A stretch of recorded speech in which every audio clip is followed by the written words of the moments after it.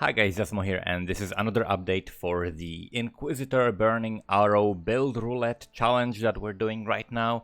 I took the build to maps and it is performing actually pretty well. The ignite proliferation from the bow that we have, Zolf's Nurture, is actually doing a pretty good job to the point that I am not even running lesser multiple projectiles anymore. I still can add a bunch of arrows. There's still so much I can do, but I just took the base version that I had with like generic leveling gear that I had, and I put it into maps with the Zof's Nurture. Of course, that's the main thing that I had, and I have it 6 linked. So that's like a very big piece of gear that I have, and that carried me to pretty much red maps. I also equipped Calm's Heart immediately when going to maps. I was like level 69, so Calm's Heart is level 68, so you can immediately do it. So with Calm's Heart, I was like really high, 5k and then later 6k. Right now I'm like 6.6k health. Currently the footage you see might be like from a little bit earlier maps as well. And I'll be showing also footage like from Delve, because that was also very nice. With the ignite proliferation, you really just need one arrow hitting a pack and then everything will be dying. It's very nice. We are also using a bunch of awakened gems. I got gems to like level 17, and then I bought some awakened gems. So I got Burning Arrow, like Val Burning Arrow, level 21, 23% quality. Guess for how much? 7 chaos. It's super cheap. 7 chaos for 21, 23 Val skill, which is super nice because this build is very cheap. So I got the Burning Arrow, then I got Awakened Deadly Ailments, because we're using Deadly Ailments. I got Awakened Unbound Ailments and Awakened Burning Damage. And then I'm also using Combustion and Elemental Damage with attacks. But Elemental Damage with attacks can be changed for like Awakened Swift Affliction. And that can be like exchanged with maybe, I think LMP will not be needed, so I think it's just like Awakened Swift Affliction is what I'm gonna put instead of Elemental Damage, but I need to like recolor my bow, couldn't be bothered yet. And then the Calm's Heart, right? Calm's Heart is really nice because it gives you the increased fire damage, which scales both your ignite as well as the initial hit.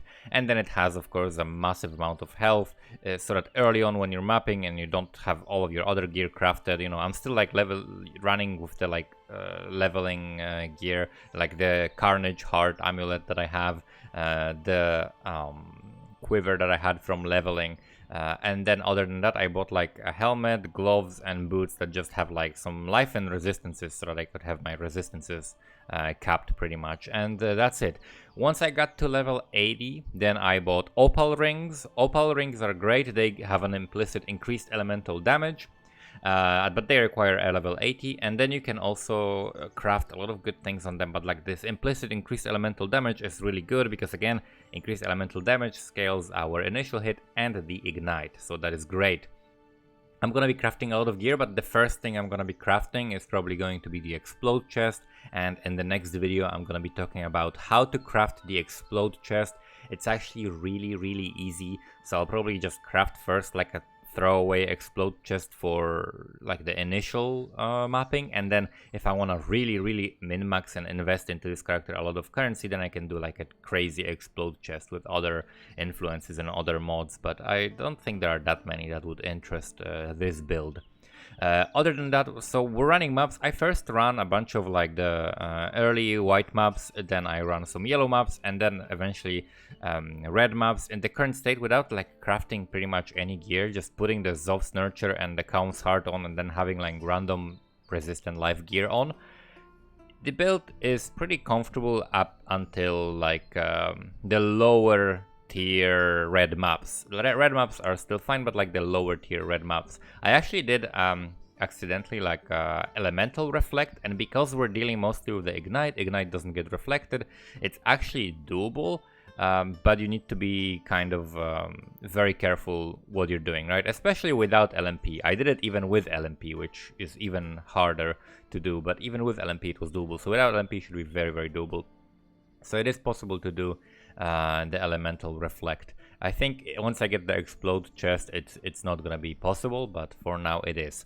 So pretty much all map mods were possible to do. In terms of the skill tree, for now, I just kept picking up more fire damage and more life, nothing else.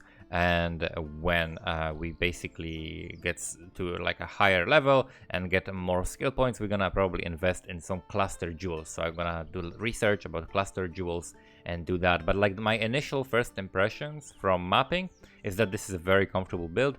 It only lacks a little bit of damage to immediately do like high tier maps, like to immediately do T16 maps. But of course I didn't craft any gear yet on it pretty much. Like once I craft like damage over time multi-quiver with like additional arrow or something, and then I craft like more damage over time on like gloves, elemental damage with attacks on rings, and or like increased fire damage, maybe that would be even better, and then on belt as well.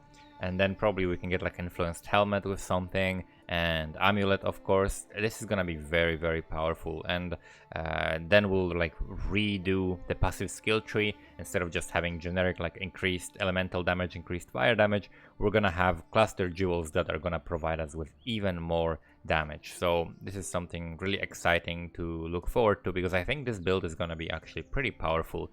So that's it for this update. In the next video, I'm going to post a guide for making the explode chest and show you the process by which I'm gonna make it. Thank you guys for watching, and see you next time.